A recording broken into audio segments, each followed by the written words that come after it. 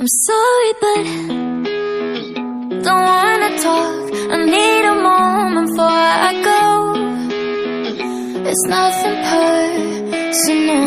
I draw the blinds. They don't need to see me cry, 'cause even if they understand, they don't understand.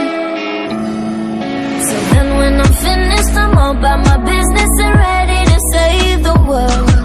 I'm taking my misery, making my bitch can be everyone's favorite girl.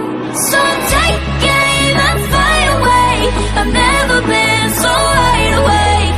No, nobody but me can keep me safe. So ayun mga kamotorista, dito ako ngayon sa Balay, sa Nagcarlan Resort. So ayun yung running water, 50 pesos lang entrance. So makikita ninyo may running water dito. Sa likuran ko itong pwesto ko running water. Tapos yung likod resort, ayan may pool dyan. So may tatlo may tatlo dyan na pool, dalawang pambata, isang pang-adult. Tapos sa labas ng resort merong running water, natin yung running water niya.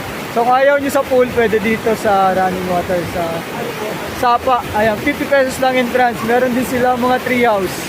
So ayan, mga tree house nila. So 1.7 ang entrance dyan sa tree house. So sulit na sa 50 pesos.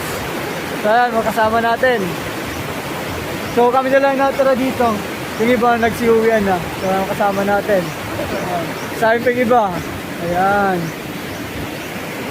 So solo na namin to, itong Sapa dito sa labas ng resort.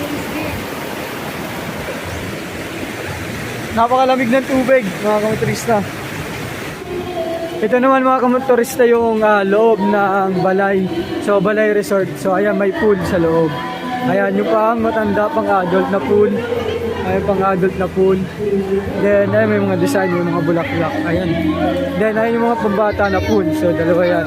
So yung pangbata na pool. So makita natin ayan yung pambata na pool.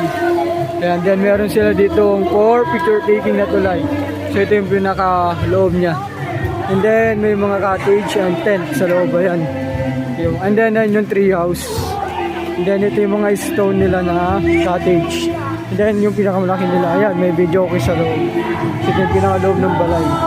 They don't understand. So then when I'm finished, I'm all about my business and ready to save the world.